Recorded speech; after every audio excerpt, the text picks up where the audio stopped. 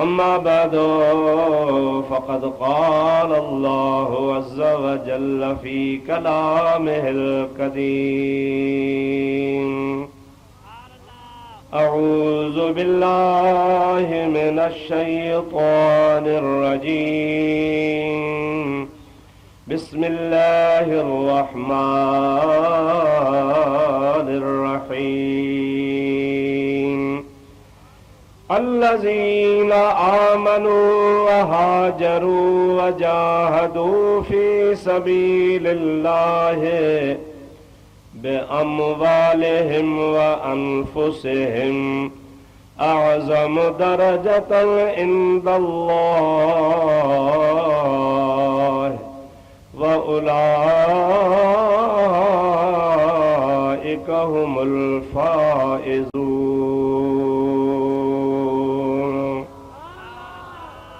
सदक़ल्लाहु मौलानल अज़ीम व बल्लगना रसूलुहुन नबियुल करीमुल अमीन व नहनु अला ज़ालिका मिनश शाहिदीन शाकिरीन वल्हम्दुलिल्लाहि रब्बिल आलमीन। इन्नल्लाह व मलाइकतहु युसल्लूना अलन नबी या अय्युहल्लज़ीना आमनू सल्लू अलैहि व सल्लिमू तस्लीमा। अल्लाहुम्मा सल्लि व सल्लिम बारिक अला सय्यदिना व नबीना व मौलाना मुहम्मदिन व आलिहि व अस्हाबिहि अजमईन।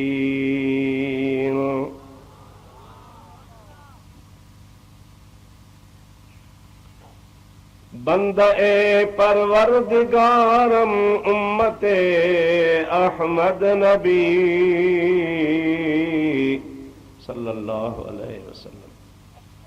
दोस्त दारे चार यारम ताब औलादे अली मज़हबे हनफिया दारम मिल्लते हजरत खलील ज़ेर साये गौसे आज़म खाक पाए हर वली। कादरा कुदरत दारी हरच ख्वाही आकुनी मुर्दरा जाने बेबख्शी जिंदरा बेजां कुनी। सल्लिमू या कौम बल सल्लू अला सदरिल अमीन मुस्तफ़ा मा जा इल्ला रहमतल लिल आलमीन। दुरूद शरीफ बुलंद आवाज़ से अल्लाहुम्मा सल्लि व सल्लिम बारिक अला सय्यदना व नबीना व मौलाना मुहम्मदिन व आलिहि व अस्हाबिहि व बारिक व सल्लिम अलैहि।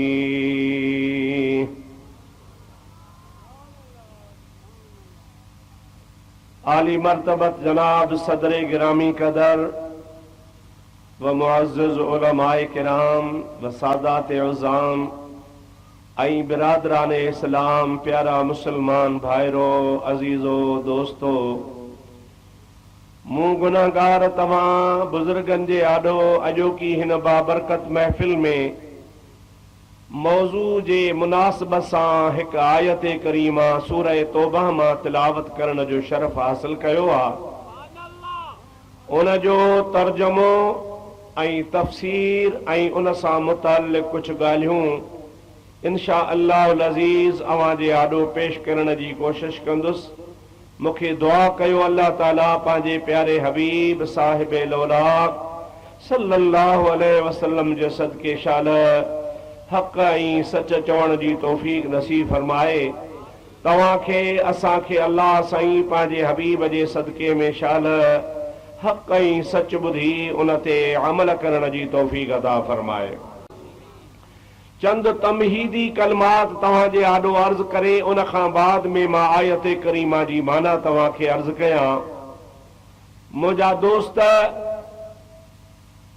अल्लाह पाक जा सब नबी बरहक सच्चा अल्लाह जा नबी, अल्लाह जा रसूल, अल्लाह सही जे तरफ़ खां मोकिलियल, उन्हनि सभिनी जे मथां असांजो ईमान आहे। ईमान जो मक़सद आहे त असां उनखे अल्लाह जो रसूल मञूं था ऐं बरहक नबी मञूं था। उन्हनि ते मुख़्तलिफ़ अंबिया अलैहिमुस्सलात वस्सलाम ते या के सहीफ़ा नाज़िल थिया या वरी रसूलनि सगोरनि जे मथां के किताब नाज़िल थिया, असांजो उन्हनि जे मथां बि ईमान आहे त उहे अल्लाह पाक जा सच्चा किताब ऐं सच्चा सहीफ़ा। असांजे भाग में रब्बुल आलमीन इहो फ़ैसिलो फरमायो जो असांखे वरी अल्लाह पाक उन हबीब करीम जो उम्मती बनायो जेको सभिनी नबियनि जो सरदार आहे। असांजे हबीब करीम खे अल्लाह पाक किताब भी उहो अता फरमायो जेको सभिनी किताबनि जो वरी सरदार आहे। खुदा ताला पंहिंजे मनशा, पंहिंजे कुदरत ऐं कानून तहत असांजे महबूब करीम अलैहिस्सलातु वस्सलाम ते नबूवत ऐं रिसालत जो इख्तिताम फरमायो। महबूब खे अल्लाह से आख़िरी नबी बणाए मोकिलियो। उन्हनि खां बाद कंहिं नबी जो अचणु बंदि करे छॾियो अल्लाह पाक, ऐं को आसमान तां कुदरती आसमानी किताब उहो बि क़ुरान पाक खां बाद में अल्लाह ताला बंदि फरमाए छॾियो। अवां सभिनी खे ख़बर हुजणु खपे त जेकॾहिं को बि माण्हू ईसाइनि या यहूदनि खां, नसारनि खां, अॻियनि नबियनि जे उम्मतनि खां मिसाल तौर पुछे, मिसाल चवे त बाबा तव्हां हज़रत सुलेमान अलैहिस्सलाम जा उम्मती आहियो, अवां जे ख़्याल में अल्लाह जे मख़लूक में सभिनि खां इज़त वारो केरु आहे? उहे उम्मती सुलेमान अलैहिस्सलाम जा चवंदा त यकीनन सुलेमान अलैहिस्सलाम सभिनि खां इज़त वारो आहे।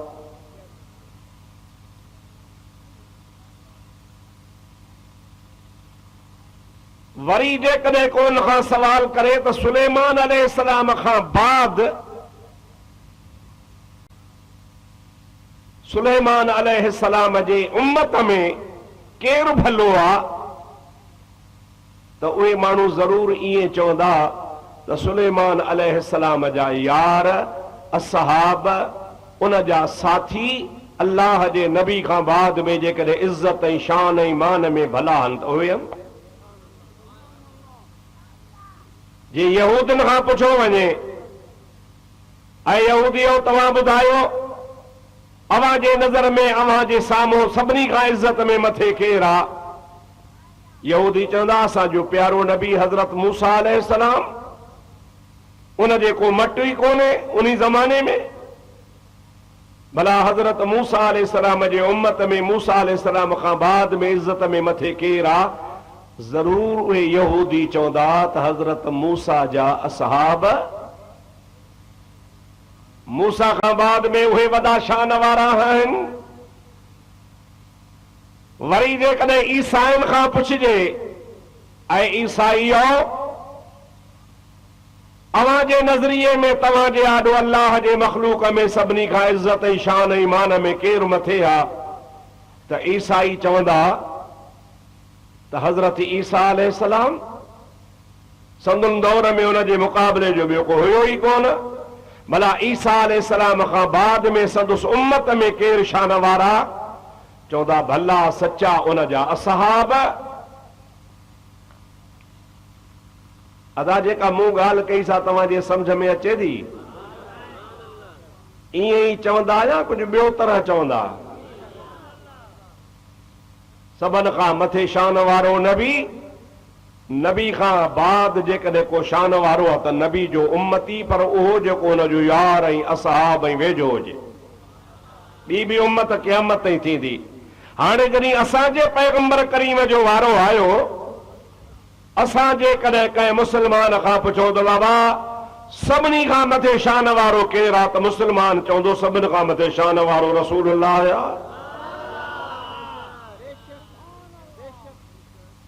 छा चयो दादा? सभिनी खां शान वारो। पर जेकॾहिं वरी सुवाल कजे त बाबा रसूलुल्लाह खां बाद में शान वारा केर आहिनि, तव्हां हाणे 2 मिंट चुप करे वेहो।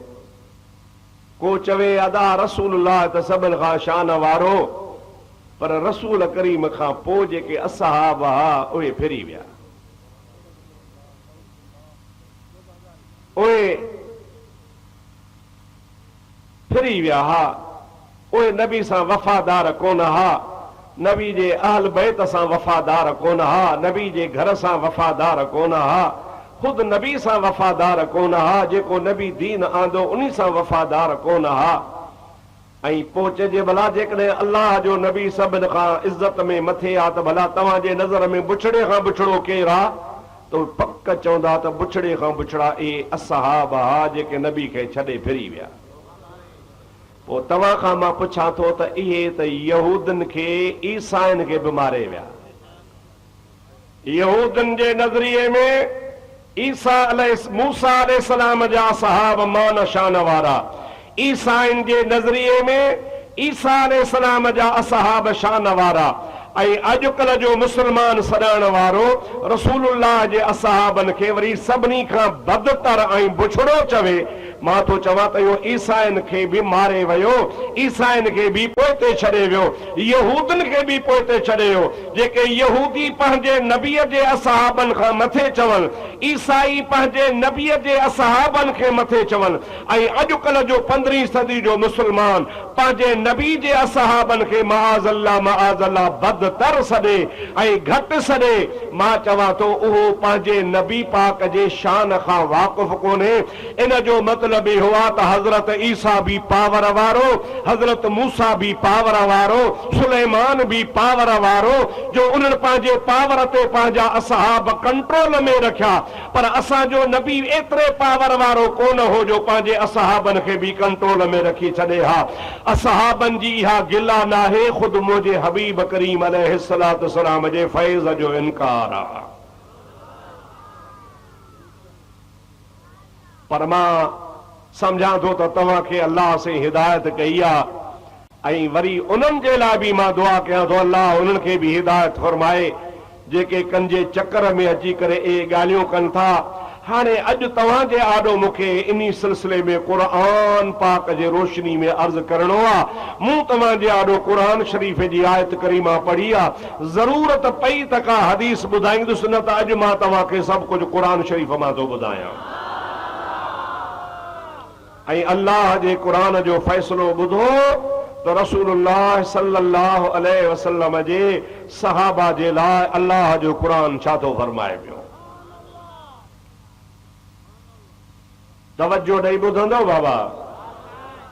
जज़ाकल्लाह। हाणे मूंसां गॾिजी पढ़ो, सल्लल्लाहु अलैका या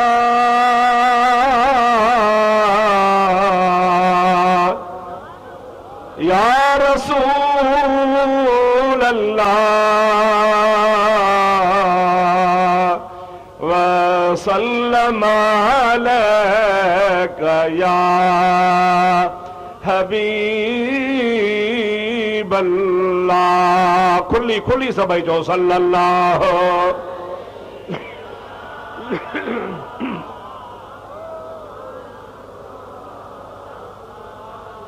वसल्लम अलैका या हबीब अल्लाह। अल्लाह ताला जल्ल जलालहू अमन वालो पंहिंजे पाक कलाम इरशाद फरमायो, अल्लज़ीना आमनू व हाजरू व जाहदू फी सबीलिल्लाहि बिअमवालिहिम व अनफुसिहिम आज़म दरजतन इंदल्लाहि वउलाइक हुमुल फाइज़ून।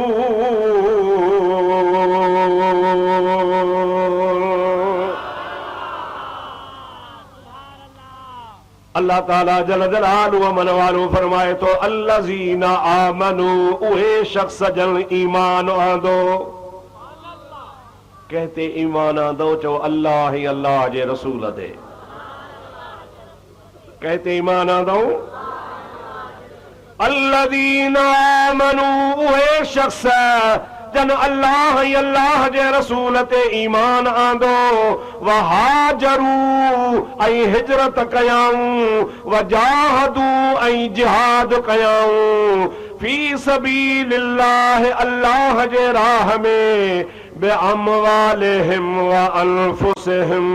उन्हनि पंहिंजा माल भी अल्लाह जे राह में ख़र्च कया तो उन्हनि पंहिंजूं जानियूं भी अल्लाह जे राह में ख़र्च कयूं। अल्लाह ताला फरमाए तो आज़म दरजतन इंदल्लाह। ऐं दुनिया वारो ॿुधी छॾियो मां अल्लाह तबारक व ताला पंहिंजे कलाम पाक में फ़ैसिलो फरमायां थो त अहिड़नि शख़्सनि जो मां अल्लाह पाक वटि तमामु वॾो दर्जो आहे। वॾो दर्जो न बल्कि तमामु वॾो। हिकिड़ो हूंदो आहे वॾो दर्जो, चओ ॿियो हूंदो आहे वरी तमामु वॾो। अल्लाह ताला फरमाए थो आज़म दरजतन इंदल्लाह। इहे शख़्स उहे आहिनि जन अल्लाह जे ज़ात ऐं अल्लाह जे हबीब ते ईमान आंदऊं, हिजरतूं करे पंहिंजा वतन छॾियऊं ऐं जिहाद कयऊं, माल भी ख़र्च कयऊं, जानियूं भी ख़र्च कयऊं अल्लाह जे राह में। रब्बुल आलमीन फरमाए थो आज़म दरजतन इंदल्लाह। उहे अल्लाह पाक वटि तमामु वॾे दर्जे वारा आहिनि। हाणे मां तव्हां खां पुछां थो इहा ॻाल्हि अल्लाह पाक उन्हनि माण्हुनि जे लाइ कई आहे जेके रसूलुल्लाह जे ज़माने में हुया। कहिड़े ज़माने में हुया था? छो त अल्लज़ीना आमनू में तव्हां बि आहियो पर हाजरू में तव्हां सां कोन आहियो। वजाहदू जिहाद अॼुकल्ह आहे कोन को। अल्लाह जे राह में न असां जिहाद कयो आहे, न माल ॾिनो आहे, न जान ॾिनी आहे। के चंद ख़ुशकिस्मत माण्हू आहिनि जेके अल्लाह जे राह में पंहिंजो माल ख़र्च कनि था। त मुकमिल तरह इन आयत जो मिसदाक इहा आयत करीमा जंहिंजे मथां सची अचे थी, ये उहे ख़ुशकिस्मत शख़्स आहिनि जेके रसूलुल्लाह जे ज़िंदगी में महबूब करीम सां गॾु हा ऐं महबूब करीम हिन दुनिया मां बुरको मिटायो तो मुस्तफ़ा करीम उन्हनि खां राज़ी हो। अल्लाह ताला उन्हनि जे लाइ फरमाए थो आज़म दरजतन इंदल्लाह। उन्हनि माण्हुनि जो अल्लाह पाक वटि तमामु वॾो दर्जो आहे। खाली दर्जो न बल्कि अल्लाह ताला फरमाए थो उलाइक हुमुल फाइज़ून। इहे ई उहे शख़्स आहिनि जिनखे मां अल्लाह तबारक व ताला कामयाबीअ जी सनद अता फरमाई आहे। यानी मां अल्लाह ताला क़यामत ताईं पंहिंजे क़ुरान मजीद में लिखी थो छॾियां त इहे मुहम्मद करीम जा ग़ुलाम कामयाब अथव। हिन दुनिया में भी अल्लाह पाक उनखे कामयाब करार ॾिनो आहे त क़यामत ताईं क़यामत जे ॾिहाड़े में भी उहे कामयाबनि जे लिस्ट में शामिल हूंदा। इन मज़ा मुराद यकीनन ऐं यकीनन मुंहिंजे मुहम्मद करीम जा असहाब सगोरा आहिनि। जेकॾहिं मां कंहिंजी तारीफ़ कयां मौलाना अब्दुल वहाब साहब जी त इहा ॻाल्हि मूंखे लॻे बि थी, छो त हुन मूंखे मानी बि खाराई आहे, ख़ुशामद करे दावत बि वठी आयो आहे। वरी सही मुंहिंजा दोस्त अज़ीज़ तारीख़ वठण लाइ ॿ पंध बि कयईं। हाणे लाज़मन मां हुनजी तारीफ़ कयां त भली हुन मुंहिंजी ख़ुशामद कई आहे, मां हुनजी बि कयां। हमेशह तारीफ़ ॿ सबबनि जे करे कबी आहे, या ख़ौफ़ जे करे, या ख़ुशामद जे करे, या लालच जे करे।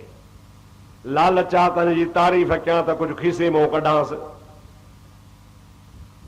या वरी ख़ौफ़ जे करे तारीफ़ कबी आहे, यार तारीफ़ न कंदोसांसि, वॾो माण्हू आहे, मूंखे जेल में हणाए छॾींदो। मुंहिंजा दोस्त अज़ीज़, रब करीम जी ज़ात बाबरकात ख़ौफ़ खां, ख़ुशामद खां, लालच खां पाक आहे। जेकॾहिं अल्लाह पाक नबी करीम अलैहिस्सलातु वस्सलाम जे असहाबन सबोलन जी तारीफ़ फरमाई, या ख़ुशामद खां मुजादा पाका, या लालच खां पाका, ख़ौफ़ खां पाका, इन्हीअ जे करे जो अल्लाह ताला इन्नल्लाह अला कुल्ल शैइन क़दीर, अल्लाह ताला हर शइ जे मथां कुदरत जो मालिक आहे। रब्बुल आलमीन जी ज़ात बाबरकात खे कंहिं जी परवाह कान्हे का, कहिड़ी ज़रूरत पई आहे जो अल्लाह पाक अबू बकर, उमर, उस्मान ऐं ॿियनि सहाबनि जी तारीफ़ करे ख़ुदा ताला कंहिं खां कोन ॾियण वारो आहे। अल्लाह पाक अलीमुम बिज़ात सुदूर आहे। जेकॾहिं अल्लाह पाक तारीफ़ थो करे त इन्हीअ जे करे तारीफ़ थो करे जो रब्बुल आलमीन जी इन्हनि बाननि जे दिलनि जे मथां नज़र आहे त ये मुंहिंजे मिठे मोहम्मद करीम जा वफ़ादार आहिनि। आम तरह सां त ईअं चयो वेंदो आहे त साईं उहे महबूब करीम अलैहिस्सलाम जे आॾो ज़ाहिर में ठीकु ठाक हूंदा हुआ, पोइ नबी पाक अलैहिस्सलाम बि हुननि जे उन ज़ाहिरी हाल खे ॾिसी उन खां ख़ुशि थींदो हो, पर हुन जे दिलनि में रोलो हो। उहो महबूब खां पोइ ज़ाहिर कयूं अदा, जेकॾहिं महबूब करीम जे लाइ तुंहिंजो इहो अक़ीदो आहे त पोइ तूं बि वहाबी थी वे, तव्हांजी माना तूं रसूलुल्लाह जे लाइ इहो अक़ीदो रखींदो त हुज़ूर जी रुगो ज़ाहिर ते नज़र हुई। असां अहले सुन्नत जो त अक़ीदो आहे त मुस्तफ़ा जी ज़ाहिर ते बि नज़र हुई त बातिन ते बि नज़र हुई। छा ख़्याल आहे तव्हांजो, मुस्तफ़ा जी बातिन ते नज़र हुई या कान हुई? पोइ जे महबूब पाक जी हुन जे बातिन ते नज़र हुई त महबूब करीम अलैहिस्सलाम बि ॾियण वारो कोन्हे को। अल्लाह जे हबीब जेकॾहिं उन्हनि खे पंहिंजो करीब बणायो आहे, वेझो बणायो आहे, उन सां मुंहिंजे हबीब पाक शफ़क़त सां पेश आयो आहे ऐं उन्हनि जे शान में रसूलुल्लाह कई हदीसूं बयान फरमायूं आहिनि, जंहिंसां हदीसुनि जा दफ़्तर भरिया पिया आहिनि।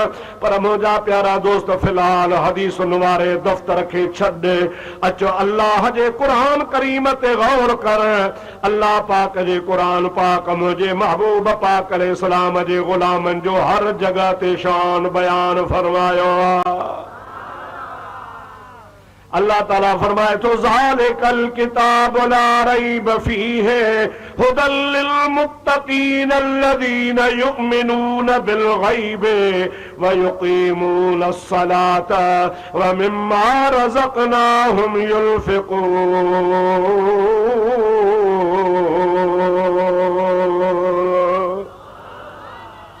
अल्लाह ताला फरमायो थी अल्लाह जो क़ुरान उन्हनि माण्हुनि जे लाइ हिदायत आहे जेके नमाज कायम कंदा आहिनि, युकीमून सलात व मिम्मा युमिनून बिल गैब, ईमान पर पुठाणींदा आहिनि, व युकीमून सलात, ऐं अल्लाह पाक जी नमाज कायम कंदा आहिनि, व मिम्मा रज़क़नाहुम युनफ़िक़ून, ऐं जो कुझु बि अल्लाह तबारक व तआला उनखे अता फरमाईंदो आहे उन अल्लाह जे अता कयल रिज़्क़ मां रब जे राह में ॾींदा आहिनि।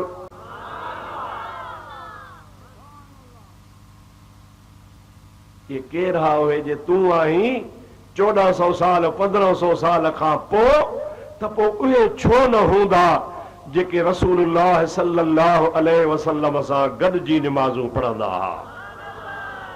हबीब करीम अलैहिस्सलातु वस्सलाम जे इशारे ते पंहिंजे घरनि खे बुहारो ॾेई अची महबूब जी दरबार में पेश कंदा हुआ ऐं अल्लाह जे हबीब सल्लल्लाहु अलैहि वसल्लम तां बच्चा, सिर, घर, ॿार कुर्बान कंदा हुआ।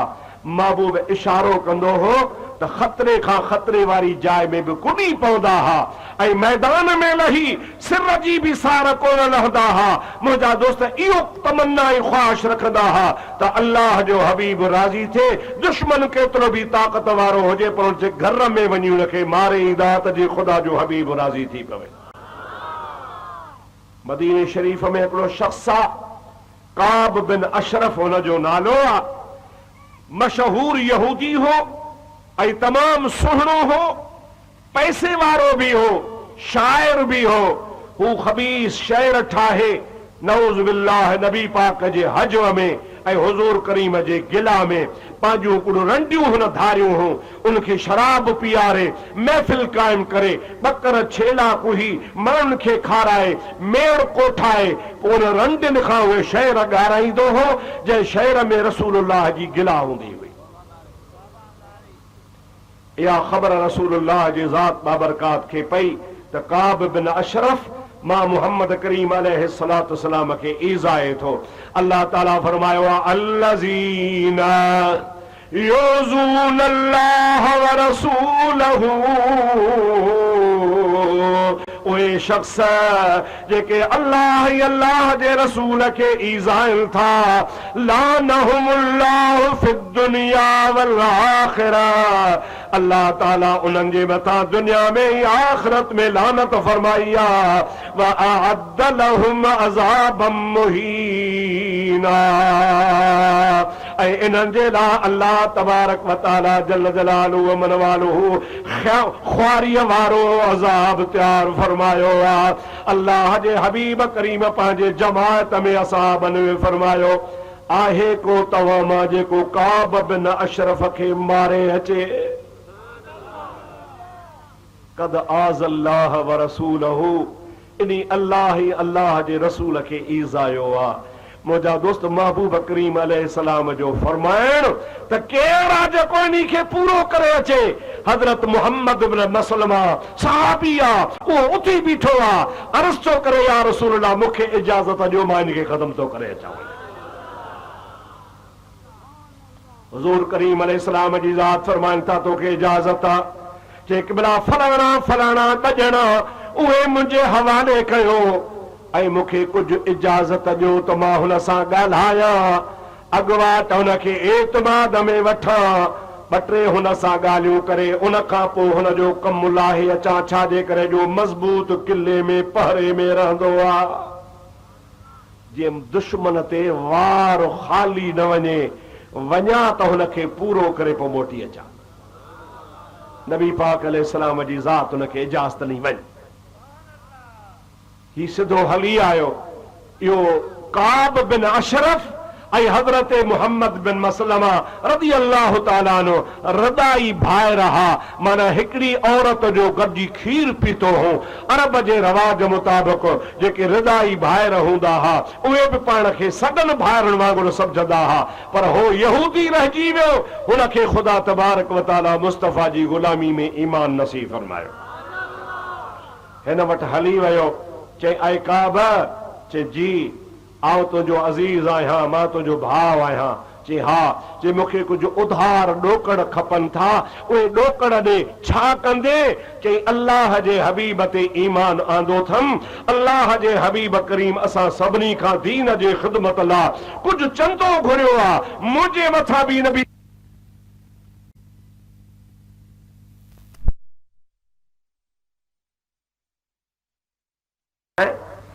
अवी पंहिंजूं ज़ालूं मूं वटि ॻह रखो। हरामी बि टाप जो हो।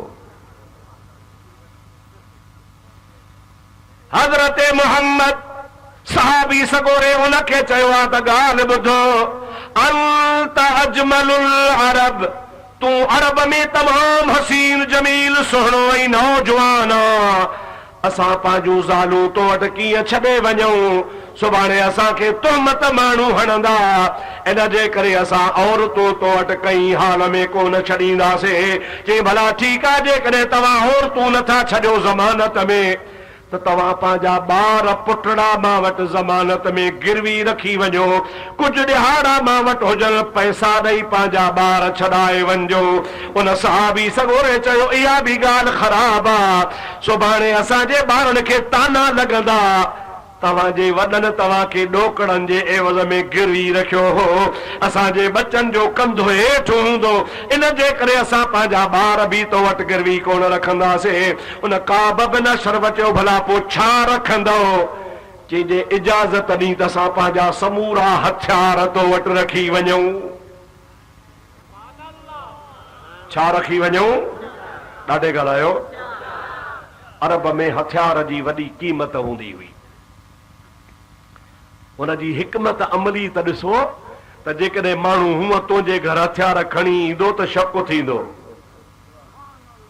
अब सम्झो था न साईं, इहे हथियार खणी पराए घर वञिजे त शक थींदो, पर तूं ज़बान सां चओ हथियार तो वटि ॻहो रखूं, तूं हा कर।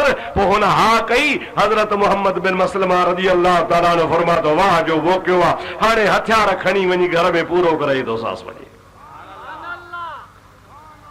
पोइ टे सहाबी, पाण सहाबी सगोरो, हुनखे चई आहे त असां ॾींहं जो तो वटि कोन ईंदासीं, असां तो वटि राति जो ईंदासीं। को ईंदे ॾिसंदो, को वेंदे ॾिसंदो। तुंहिंजी बि इज़त रहिजी अचे, असांजी बि। राति जो इशा जे टाइम ते मां वटि तो वटि हथियार खणी ईंदुसि ऐं हथियार अची तुंहिंजे हवाले कंदुसि। पोइ तूं हथियार रखजां ऐं ॾोकड़ असांखे ॾेई छॾजां। हुन चयो ठीकु आहे। हू पाण सां मनसूबो ठाहे पंहिंजा साथी हिकिड़ी जाइ ते विहारे, पाण वञी हुनजे घर जे ॿाहिरां हुनखे सॾु कयईं, ओ फलाणा, ओ काब। चई जी, जे महिरबानी कर निकिरी आ, मां तुंहिंजे लाइ आयो आहियां। जमल उथी हलण लॻो त हुनजी ज़ाल हुनखे बाहि खां रोके चयो त न वञ। छाजे करे न वञा? मूंखे इन्हीअ जे सॾ में रत जी बू थी अचे। माई बि का सियाणी, इहो आवाज़ खतरे वारो आहे। का बचो त न खतरो कर, गणती न कर, यो मोहम्मद बिन मसलमा आहे। मां हुन सां का ॻाल्हि ॿोल कई आहे, को असांजो पाण में मुआइदो थियल आहे। ओ मूंखे सॾण आयो आहे, मां वञा थो, तूं चुप करे वेही रहो। पंहिंजे किले तां लही आयो आहे। मदीने पाक में हुनजे किले जा अॼु बि निशान मौजूद आहिनि। मां पंहिंजे अखियुनि सां बि ॾिसी आयो आहियां। सऊदन वरी छा कयो आहे, उनजे किले खे ॿाहिरां लोही तार हणी फौज जो पहरो बीहारे उन्हीअ काफ़र जे किले खे महफ़ूज़ रखी छॾियो आहे त यहूदी जो किलो सलामत हुजे। ऐं उन साॻी वरी नजदी हुकूमत महबूब करीम अलैहिस्सलाम जा यादगार हिकु हिकु करे मिटाइण शुरू कया आहिनि। जंहिं जाइ ते हज़रत अली मुर्तज़ा जी नमाज़ टेपहरीअ जी सिज वराए नबी पाक पढ़ाई ही, उते मस्जिद ठहियल हुई, मस्जिद शम्स जे नाले सां। उहा नजदन मस्जिद ड्राहे उन जॻह ते रोड बनाए छॾियो आहे। जंहिं जाइ ते नबी करीम चंड लाथो हो ऐं उन जॻह ते हज़रत बिलाल मस्जिद ठाही, मशहूर ही मस्जिद बिलाल। उहा ड्राहे ख़त्म करे छॾी अथनि। ऐं जंहिं जाइ ते नबी पाक जी सहाबी हुनैन जे लड़ाईअ खां वापसि आया हा, ज़ख्मनि में चूर हा, मदीने खे वेझा आया। सहाबन अर्ज़ को, या रसूल अल्लाह, ज़ख्मनि मारे विधो आहे, हकीमनि जो बि इलाज कोन थो लॻे। रहमतल लिल आलमीन फरमायो, हिन मैदान में लेटो, हिन मैदान जी मिट्टी खणी पंहिंजे जिस्मनि खे मखियो। मुंहिंजे महबूब जे चवण सां सहाब हुन जाइ ते लेटिया ऐं उहा मिट्टी ज़ख्मनि खे हणी उथी खड़ा था त हिकिड़े सेकंड में हुननि जा ज़ख्म ख़त्म थी विया। ज़ख्म त ख़त्म थी विया, पर ज़ख्मनि जा निशान बि ख़त्म थी विया। उहा खाके शिफा वारी जगह मशहूर ही सदन खां वठी करे कई 100 साल गुज़री आ। हाजी ईंदा हा, उतां जी मिट्टी माण्हू गॾु करे मिट्टी में पुसाए खाक शफा जूं टिकियूं ठाहे विकिणंदा हा। ही महबूब जे शफा वारी जाइ आ। मुस्लमान करोड़नि सालनि हज़ारनि साल खां उहा मिट्टी इस्तेमाल कंदा रहंदा हा। उहा मूं बि उन जाइ जी ज़ियारत कई। हिन नजदी हुकूमत उन जाइ ते ॾिठो त मुस्लमान उतां मिट्टी खणनि था, शिरक था कनि पिया।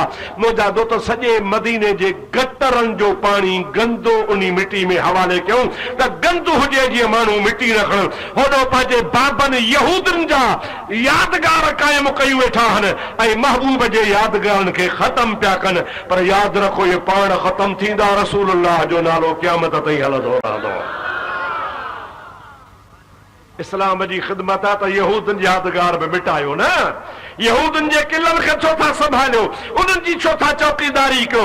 हर साल सालाना बजट रखंदा आहिनि, लाखों रुपया ख़र्च करे उन यहूदनि जे किलनि ऐं यादगारनि खे संभालींदा आहिनि ऐं महबूब जे हर यादगार खे मिटाइण जी कोशिश कंदा आहिनि। पर मिट गए, मिटते हैं मिट जाएंगे आदा तेरे, न मिटा है न मिटेगा कभी चर्चा तेरा। सभई चओ सल्लल्लाहु अलैका या रसूल अल्लाह वसल्लम अलैका या हबीब अल्लाह। बारानो काब बिन अशरफ हेठ लही आयो, हजरत मोहम्मद बिन मसलमा रज़ी अल्लाह ताला अन्हु सां मिलिया। मिलण खां पास फरमाइनि था यार हलिया तो रोग ते ॻाल्हायूं। तवज्जो आहे बाबा, हलक ते ॻाल्हायूं। हली हल हथ में ॼाए चई अवी पंहिंजूं ज़ालूं मूं वटि ॻह रखो। हरामी बि टाप जो हो। हज़रत मोहम्मद सहाबी सगोरे उनखे चयो आहे त ॻाल्हि ॿुधो, अंत अजमलुल अरब, तूं अरब में तमाम हसीन जमील सुहिणो ऐं नौजवान आ।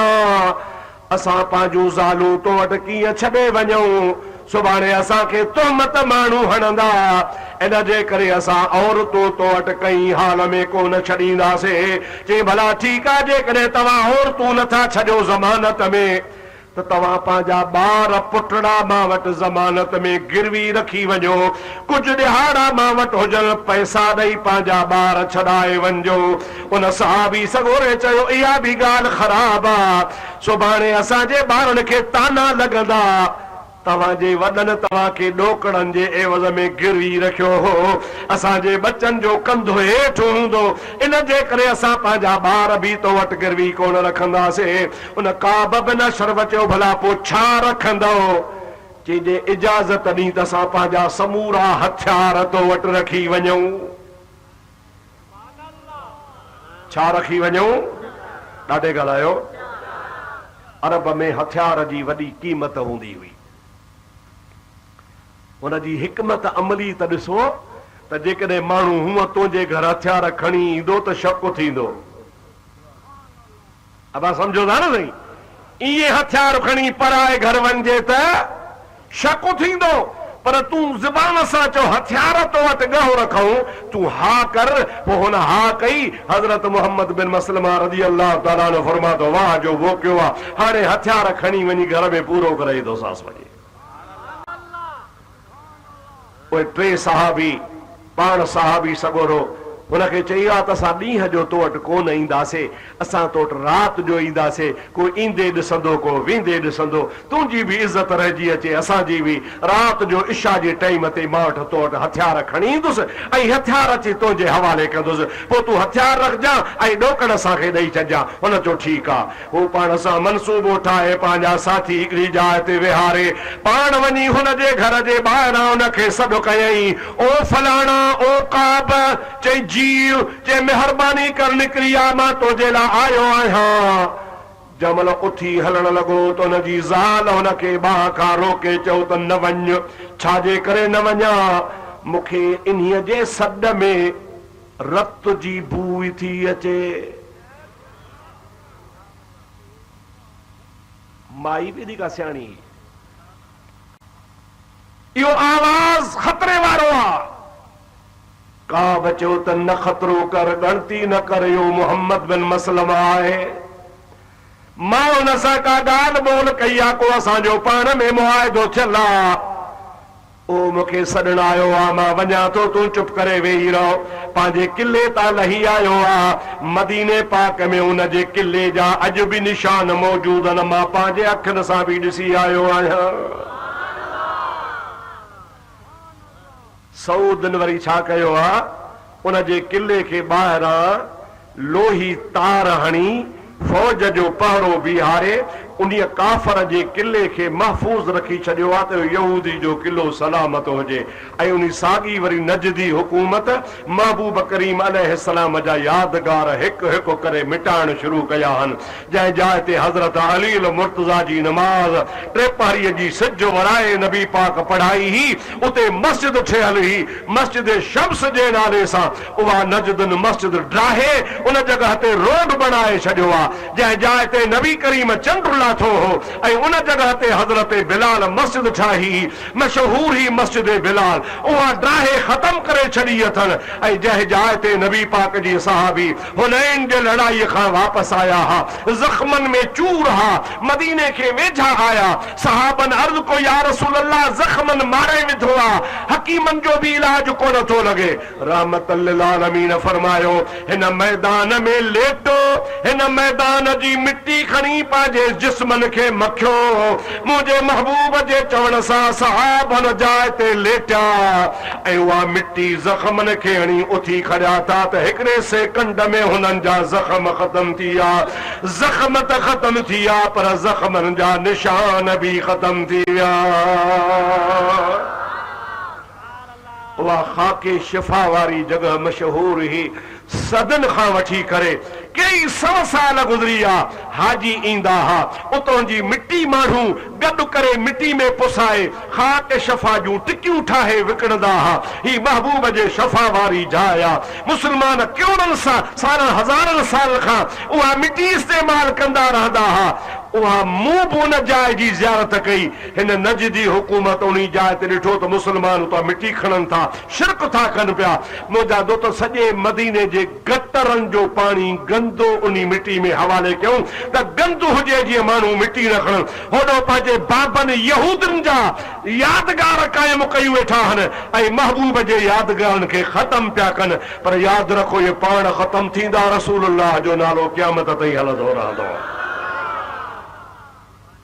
इस्लाम जी ख़िदमत आहे त यहूदनि जी यादगार में मिटायो न।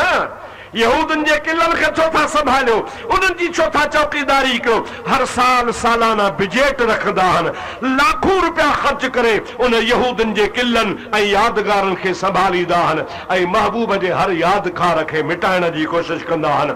पर मिट गए मिटते हैं मिट जाएंगे आदा तेरे, न मिटा है न मिटेगा कभी चर्चा तेरा। सभई चओ सल्लल्लाहु अलैका या रसूल अल्लाह वसल्लम अलैका या हबीब अल्लाह। बारानो काब बिन अशरफ हेठ लही आयो, हजरत मोहम्मद बिन मसलमा रज़ी अल्लाह ताला अन्हु सां मिलिया। मिलण खां पास फरमाइनि था यार हली या तो रोग ते ॻाल्हायूं। तवज्जो आहे बाबा, हलक ते ॻाल्हायूं। हली हल हथ में मुंडो ॾिनईंसि, ॻाल्हाईंदा ॻाल्हाईंदा राति जो टाइम आहे, इशा जो लड़ल टाइम आहे, गुफ़्तगू कंदा हाणे आहिस्ते आहिस्ते हलंदा पिया वञनि। हलंदे हलंदे हज़रत मुहम्मद रज़ी अल्लाह ताला अन्हु उहो जेको सहाबी आहे उन काब जे मथे में वारनि में हथु हणी सूंघियईं। काब जी यार तुंहिंजे वारनि खे वाह जो अतुर लॻल आहे, वाह जो ख़ुशबूदार तेल लॻल आहे, इहो किथां ईंदो थी?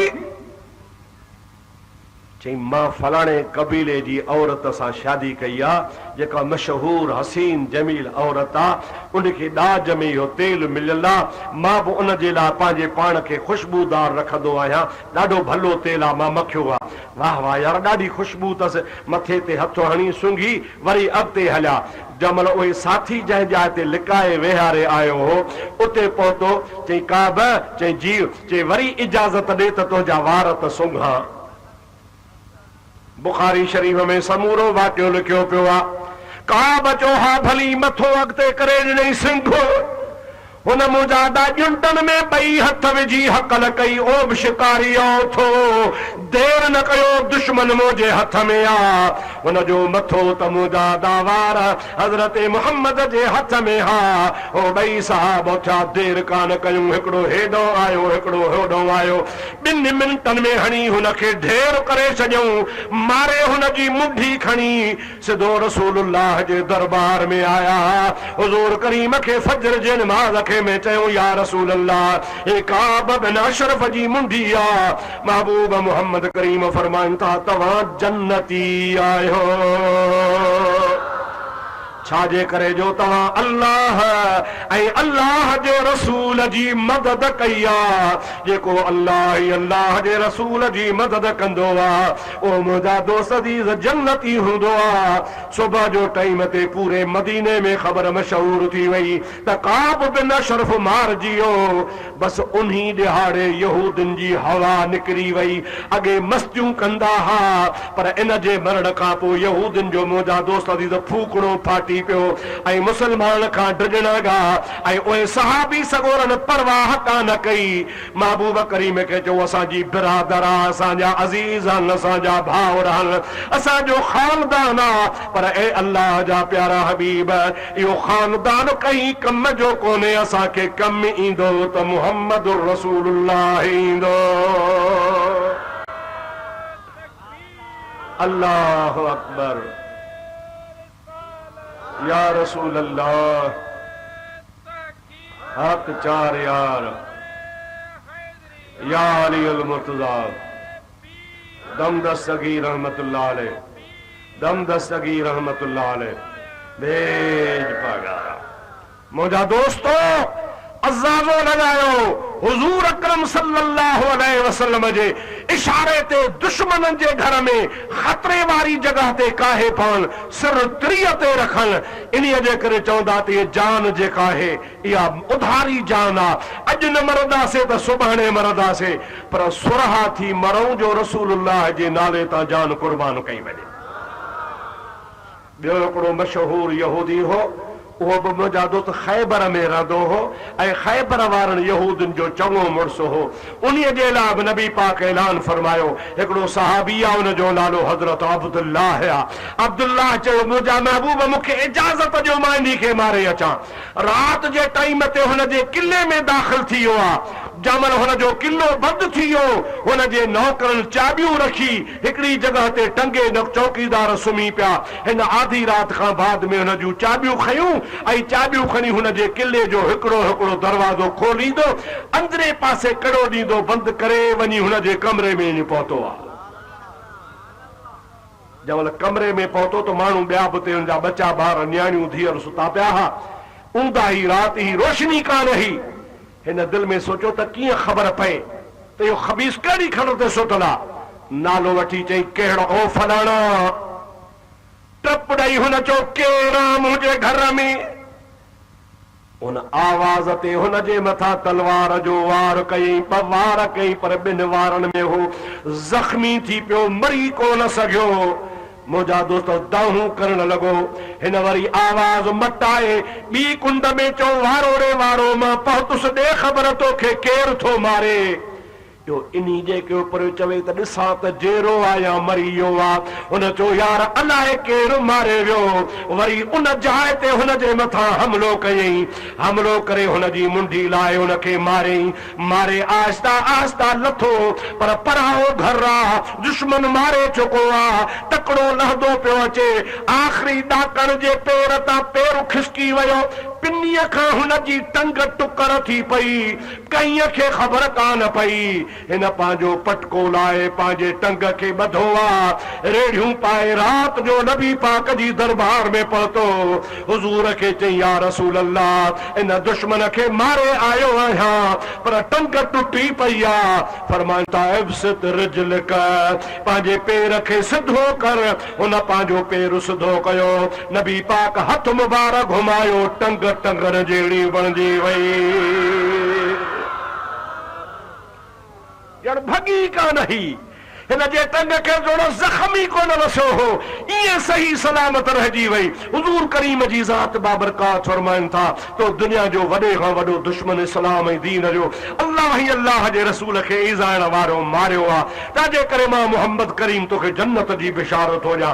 हिकिड़े सहाबी जो पीउ आहे जेको नबी पाक जी दोही न कंदो आहे, गिला कंदो आहे। हुज़ूर करीम जे ज़ात बाबरकात जे आशिक़ पंहिंजे पीउ जी मुंडी लाहे पीउ खे मारे हुज़ूर करीम जे आॾो खणी आयो। नबी पाक खे अर्ज़ु कई कि भला मुंहिंजो बाबो हो पर तो महबूब जी गिला कंदो हो। हुज़ूर करीम फरमाइनि था मां अॼु खां पोइ तव्हांखे इजाज़त कोन थो ॾियां, पीउ खे मारणो कोन्हे केतिरी बि खणी तव्हांजे आॾो गुस्ताखी करे, पर ही तुंहिंजी मां मोहब्बत वारी ॻाल्हि तोखे माफ़ थो फरमायां। अंदाज़ो लॻायो त जेके माउ ऐं पीउ रसूलुल्लाह जे नाले तां कुर्बान करण वारा अल्लाह ताला उन्हनि जे लाइ फरमाए थो आज़म दरजतल इंदल्लाह,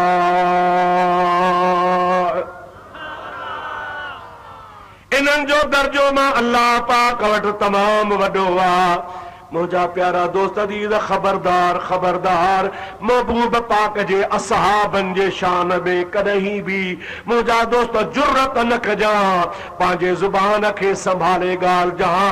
इन्हीअ जे करे जो अल्लाह पाक क़ुरान पाक में इन्हनि जे लाइ फरमायो आहे त रदियल्लाहु अन्हुम वरदू अन्हु। ऐं मुंहिंजा प्यारा महबूब मोहम्मद करीम, इहे तुंहिंजा असहाब अल्लाह खां राज़ी आहिनि ऐं अल्लाह जी ज़ात बाबरकात इन्हनि खां राज़ी आहे। अफ़सोस जो मक़ाम आहे जंहिंखे नमाज़ जी ख़बर कान्हे, जंहिंखे तहारत जी ख़बर कान्हे, जंहिंखे वुज़ू जे फर्ज़नि जी ख़बर कान्हे, जंहिंखे इहा ख़बर कान्हे त इस्तंजो कीअं कबो आहे, जंहिंखे क़ुरान पाक जे मुंहिंजा दोस्त सही पढ़ण जो सलीक़ो अचे कोन थो त ॾिसी क़ुरान कीअं पढ़बो आहे। पको बेदीन आहे दुनिया जे तख़्ते ते, फासिक ऐं फाजिर आहे, 24 कलाक कूड़ ॻाल्हाईंदो आहे, हराम अचेसि त हराम खाई वेंदो आहे, कॾहिं बि मुंहिंजा दोस्त हलाल जी परवाह कोन कंदो आहे। उहो वरी उन्हनि जी गिला करे जंहिंजी तारीफ़ अल्लाह जो क़ुरान करे ऐं जेके मुंहिंजे हबीब पाक सां अॼु बि रोज़े में सुता पिया न, क़यामत ताईं मोहम्मद करीम सां गॾु हूंदा।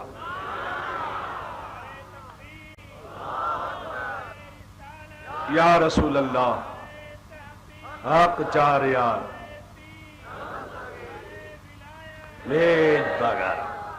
ओ मुंहिंजा भाउ, आ तव्हांखे दावत फ़िक्र ॾियण लाइ आयो आहियां, अव्हांखे गुज़ारिश करण आयो आहियां त खबरदार मुंहिंजे हबीब पाक सल्लल्लाहु अलैहि वसल्लम जे सहाबा किराम जे बारे में मुंहिंजा दोस्त पंहिंजे ज़ुबान खे संभाले ॻाल्हाईंदा कयो। आओ तोखे अल्लाह पाक जे कलाम पाक जी ॿी आयत ॿुधायां, दुरूद पढ़ो। सल्लल्लाहु अलैका या रसूल अल्लाह वसल्लम अलैका या हबीब अल्लाह। जोर सा सल्लल्लाहु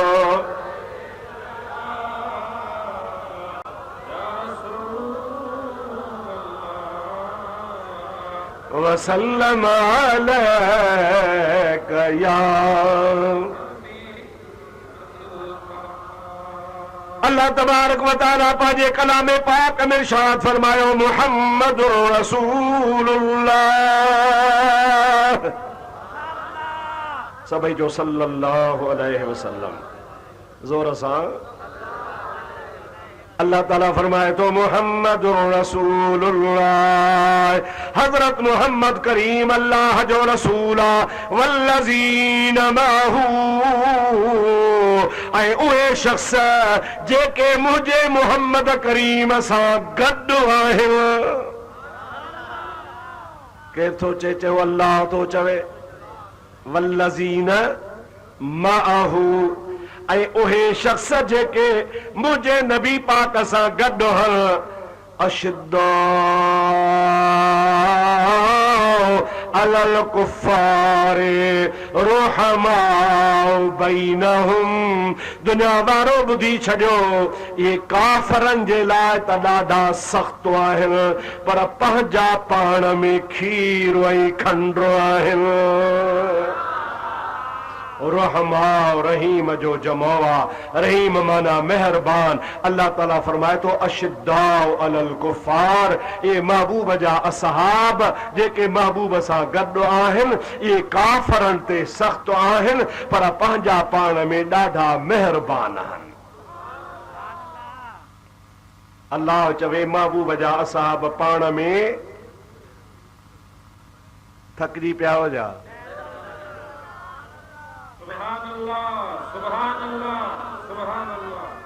अब साईं हज़रत मौलाना मोहम्मद सूमर तव्हांखे केतिरो हिमत आईंदो, तव्हां बि कुझु जागो। ॾाढे चओ सुभान अल्लाह। थकिजी पओ त हथ मथे खणो त छॾियांव खणी। अल्लाह ताला जी ज़ात बाबरकात फरमा त वल्लज़ीन मअहू, जेके मुंहिंजे महबूब सां सभई चओ त मां ठरां। वल्लज़ीन मअहू, जेके मुंहिंजे नबी पाक सां गॾु आहिनि। ऐं क़ुरान क़यामत ताईं अल्लाह जो क़ुरान रोज़ थो चवे वल्लज़ीन मअहू, वल्लज़ीन मअहू, वल्लज़ीन मअहू, जेके मोहम्मद करीम सां गॾु आहिनि। उन टाइम ते बि गॾु हा त अॼु बि गॾु आहिनि, क़यामत ताईं गॾु हूंदा। अशिद्दाउ अलल कुफ़ार, उहे काफ़रनि जे मथां ॾाढा सख़्त आहिनि। रहमाउ बैनहुम, पर पंहिंजा पाण में मेहरबान आहिनि। इन क़ुरान करीम जे आयत करीमा मां साबित थियो त असहाब पाण में विढ़ियल कोन हा। चओ असहाब पाण में विढ़ियल, वरी बि चओ असहाब पाण में विढ़ियल। हज़रत अली भी उन मअहू वारनि में शामिल आ, हज़रत उस्मान भी वल्लज़ीन मअहू वारनि में शामिल आ, हज़रत उमर फारूक भी वल्लज़ीन मअहू वारनि में शामिल आ, हज़रत अबू बकर सिद्दीक रज़ी अल्लाह ताला अन्हुम इहो भी उन्हनि में शामिल आ। वल्लज़ीन मअहू में चारई यार सगोरा अची वञनि था, जेके मुंहिंजे महबूब करीम सां गॾु हा। इन मुंहिंजा दोस्त चइनी सहाबनि जे लाइ ख़ुसूसियत सां अल्लाह जो क़ुरान ॿुधाए थो त इहे पंहिंजा पाण में खीर खंड रहा, एतिरो क़दुरु खीर खंड रहा जो हिक ॿिए सां तमामु मेहरबान हा। कॾहिं बि पाण में मुंहिंजा दोस्त अज़ीज़ो हुननि जी का बि चपकलश कान थी आहे, सदाई हिक ॿिए जा हमदर्द ऐं ख़ैर ख़्वाह रहंदा हा। आओ तव्हांजी ख़िदमत में हिकिड़ो वाक़ियो अर्ज़ु कयां, तव्हांजो ईमान ताज़ो थी पवंदो। ख़ुदा तव्हां असांखे हिदायत नसीब फरमाए। कंहिं माण्हूअ अली उल मुर्तज़ा रज़ी अल्लाह ताला अन्हु खां सवाल कयो, ऐं प्यारा अली, असां ॾिठो आहे त अबू बकर वारी जेका खिलाफ़त जो ज़ोर हो, ओ अमन ऐं अमान वारो दौर हो, ऐं उन्ही दौर में कई गैर मुस्लिम मुल्क ऐं रियासतूं इस्लामी सल्तनत में दाख़िल थिया, ऐं टोलनि जा टोला, जमातुनि जूं जमातूं काफ़र मुसलमान थिया, ऐं मुल्क सॼो सारो खीर खंडु लॻो पियो। वरी जॾहिं हज़रत अमीर उमर जो दौर आयो त उन्हीअ बि रिकॉर्ड कायम करे छॾियो जो हज़रत अमीर उमर जी अदालत मिसाली अदालत आ, जो दुनिया मिसाल ॾींदी आहे त दुनिया में जेकॾहिं को आदिल हो त हज़रत अमीर उमर जी ज़ात बाबरकात हुई। ऐं उन्ही ज़माने में भी इस्लामी रियासतुनि में इज़ाफ़ो थियो, काफ़ी गैर मुसलमान जा मुल्क फतह थी करे इस्लामी मुल्कनि में शामिल थिया, ऐं यहूदी ईसाई एतिरे क़दुरु ईरान ऐं आज़रबाईजान ताईं हज़रत अमीर उमर जे ख़िलाफ़त जे दौर में इस्लामी सल्तनत वधी वई। ईसाई, यहूदी, मजूसी उहे बि शिकस्त खाई मुसलमान थी मुहम्मद जा ग़ुलाम बणिजी विया। अमीर उमर जी अदालत जो उहो आलम हो त माण्हू त हिक ॿिए सां ज़ुल्म कोन कंदा हुआ, पर झंगल में बघड़ ऐं गिदड़ बि बकरीअ जो फर कोन खणंदो हो। जंग में शींहं खे बि ताक़त न आहे जो ॿिए कंहिंजो धण मारे, बकरी मारे, शींहं न ताक़त न रखंदो हो। छाजे करे जो हज़रत अमीर उमर रज़ी अल्लाह ताला अन्हु जे अदालत जो धाको हो। हज़रत उस्मान जो बि इब्तिदाई दौर अमन सलामती वारो हो। 12 साल हुन खिलाफ़त हलाई, 11 साल हुन जो दौर ॾाढो अमन अमान वारो रहियो। काफ़ी इस्लाम में रियासतूं शामिल थियूं। पोयों साल खणी फितने जो गुज़रियो, माण्हुनि शरारतूं कयूं, पर अली तो वारी खिलाफ़त त अहिड़ी आहे, जॾहिं लाकूं तूं कुर्सी ते वेठो आहे त तव्हांजे खिलाफ़त जे दौर में हिकिड़ो बि गैर मुसलमान जो मुल्क इस्लामी रियासत में शामिल कोन थियो आहे। जेके बि लड़ायूं थियूं सो पाण में थियूं आहिनि, मुसलमाननि सां विढ़िया आहिनि। अव्हांजे खिलाफ़त जे दौर में हिकिड़ी बि गैर मुसलमान जी रियासत शामिल थी करे फतह कान थी आहे। आख़िर सबब कहिड़ो? शेर ख़ुदा रज़ी अल्लाह ताला अन्हु तां कुर्बान वञा, जवाब ॾियनि था त ख़लीफ़ो अबू बकर उमर हो, उन जो सलाहकार मां अली हुयुसि। वरी ख़लीफ़ो हज़रत अमीर उमर हुयो, उन जो सलाहकार मां अली हुयुसि। उस्मान गनी ख़लीफ़ो हो, सलाहकार मां अली हुयुसि। 3 यार सगोरा ख़लीफ़ा हुजनि ऐं चौथो यार अली उन्हनि जो सलाहकार हूंदो त अमन ई अमन हूंदो। छा हूंदो? पर बदकिस्मती आहे जो ख़लीफ़ो त मां आहियां ऐं मूंखे वरी मुशीर तव्हां जहिड़ा मिलिया आहिनि, सलाहकार तव्हां जहिड़ा मिलिया आहिनि। पोइ तव्हां जहिड़ा सलाहकार हूंदा त जहिड़ा ई फसाद न थींदा त ॿियो छा थींदा। पर जंहिंजो सलाहकार अली हूंदो उते अमन ई अमान हूंदो। इन मां मालूम थियो त हज़रत अली अल मुर्तज़ा शेर ख़ुदा टिनी असहाबनि सां राज़ी हो, टिनी असहाबनि सां ख़ुशि हो ऐं टिनी असहाबनि सगोरनि जो सलाहकार ऐं मुशीर हूंदो। छाजे करे जो अल्लाह ताला फरमायो आहे रहमा बैनहुम, ये मोहम्मद करीम अलैहिस्सलाम सां गॾु रहण वारा सहाब सगोरा पंहिंजा पाण में रहीम ऐं मेहरबान हा, ख़ैर ख़्वाह। उन्हनि में कहीं बि क़िस्म जी का ख़राबी कान हुई, न को दुश्मनी ही, न को हसद हुयो। पाण में छो विढ़ंदा? इन जे करे जो सभई इस्लाम जा ख़ैर ख़्वाह हुआ।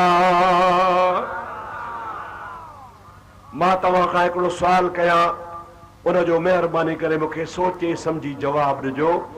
अवां सभिनी खां मां पुछां थो त हज़रत इमाम हुसैन ऐं यज़ीद जी लड़ाई लॻी, ॿिन्ही मां हक़ ते कहिड़ो हो, नाहक़ ते कहिड़ो हो?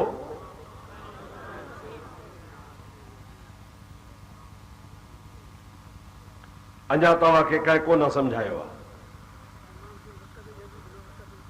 सभई चो हुसैन आली मक़ाम हक़ ते हो। भला सच सां था चओ, दिलि सां था चओ या ज़ोरी था चवरायां? जेको दिलि सां चवे सो हथ मथे खणे चो हुसैन हक़ ते हो। हुसैन हक़ आहे, हुसैन हक़ सां गॾु आहे। हक़ हुसैन सां। यज़ीद सरापा पलीत हो, पेरनि खां मथे ताईं, मथे खां पेरनि ताईं खबीस हो, शरारत हुई, फितनो हो। मुंहिंजे महबूब करीम अलैहिस्सलाम जे हदीस जे इशारे सां पाण अॻे ई ॿुधाए विया हुआ त मुंहिंजे उम्मत में तबाही उहे शख़्स आणींदा जेके नौजवान पैदा थी अॻे ज़माने में ईंदा। उन्हनि चंद सहाबन किरामनि जा नाला बि ॿुधाया हा। महबूब जंदे इशारो करे वियो, उनमें मुंहिंजा दोस्तो अज़ीज़ो हिकिड़ो यज़ीद बि हो। उन ख़बीस दीन ऐं इस्लाम खे जेतिरो नुक़सान पहुचायो एतिरो कहीं कोन पहुचायो। इंतिहा दर्जे जो ख़बीस ऐं शरारती हो। हज़रत इमाम हुसैन आली मक़ाम उन जो मुक़ाबिलो कयो। हज़रत इमाम हुसैन आली मक़ाम उन ख़बीस सां लड़ियो। हक़ते केर हो? इमाम हुसैन। चो बाबा केर हो? ऐं इमाम हुसैन ते फर्ज़ हो त यज़ीद सां विढ़े। छाजे करे? आका जी हदीस आहे, मन रहा मिनकुम मुनकिरन फलयुग़य्यिरहु बियदिही। हुज़ूर करीम अलैहिस्सलाम फरमाइनि था, जेकॾहिं को तव्हां मां का बि बुराई को ॾिसे, उन जे मथां लाज़िम आहे त उहो बुराईअ खे हथ सां रोके। इमाम हुसैन आली मकाम यज़ीद में बुराइयूं ॾिठियूं हुयो, यज़ीद बुराई बुराई हो। इमाम हुसैन आली मकाम उन जे मुक़ाबले जे लाइ हली करी। मुंहिंजा दोस्तो अज़ीज़ो, मदीने जहिड़ो पाक शहर छॾे अल्लाह जे राह में यज़ीद सां लड़ण आयो त मुंहिंजे नाने चयो आहे त मोमिन जी निशानी आहे त बुराईअ खे हथ सां मिटाए। यज़ीद मां तुंहिंजो मुक़ाबलो करे इन बुराईअ खे मिटाईंदुसि, पोइ मां रहा तोड़े न रहा, सिर हुजे या न हुजे, पर अल्लाह जे राह में नाने जे दीन ख़ातिर कुर्बानी ॾियणी आहे ऐं बुराईअ खे हथ सां मिटाइणो आहे। इमाम हुसैन अली मक़ाम काथे मदीनो आहे, काथे कूफो आहे, हली करे अची यज़ीद जे मुक़ाबले जे लाइ आयो आहे। इन्हीअ जे करे जो इमाम हुसैन जे नज़रिए में यज़ीद नाहक़ ते हुयो। पर अॼुकल्ह जा मुल्ला देवबंदी वहाबी पंहिंजे किताबनि में लिखी चुका आहिनि त इमाम हुसैन ऐं यज़ीद जी लड़ाई सियासी लड़ाई ही, उन जो दीन ऐं मज़हब सां को ताल्लुक ई कोन हो, बल्कि एतिरे क़दुरु बि हिकिड़े ख़बीस हिननि जो मौलवी आहे, मरी वियो आहे, मोहम्मद दीन भट्ट हुन जो नालो हो। उन ते पूरे पाकिस्तान जे देवबंदियुनि जे मशहूर मौलवियुनि एहतिशामुल हक़ थानवी, मुफ्ती शफी देवबंदी, मौलवी अब्दुल हक हक़ानी, ॿिया घणे खां घणा मशहूर मुंहिंजा दोस्त मौलवी जेके पंजाब ऐं कराची ऐं बलोचिस्तान जा हुआ, उन सभिनी उन किताब ते, किताब जो नालो आहे रशीद इब्ने रशीद। घटि में घटि 35 देवबंदियुनि वॾनि वॾनि मौलवियुनि उन ते सयूं कयूं आहिनि त ही हुन किताब सचो लिखियो आहे ऐं हुन साबित कयो आहे नऊज़ बिल्लाह त हुसैन नाहक़ ते हो, यज़ीद हक़ ते हो। सभिनी देवबंदियुनि जी ताईद कई आहे, पर अहले सुन्नत वल जमात चवंदा आहिनि त हुसैन हक़ ते हुयो। तव्हांजो कहिड़ो नज़रियो आहे? ॾाढे चओ कैसा विड़ियो? नाहक़ वारे सां। चओ कैसा विड़ियो? ऐं विढ़ण फर्ज़ हो इमाम हुसैन खे। भला हुसैन फर्ज़ंद कंहिंजो आहे? माखां बि घणा पढ़ियल आहियो, समझदार आहियो, पुटु कंहिंजो आहे? अली उल मुर्तज़ा जो। अली का घर भी वो घर है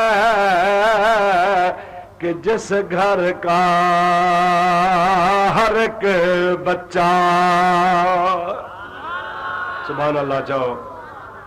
अली का घर भी वो घर है कि जिस घर का हर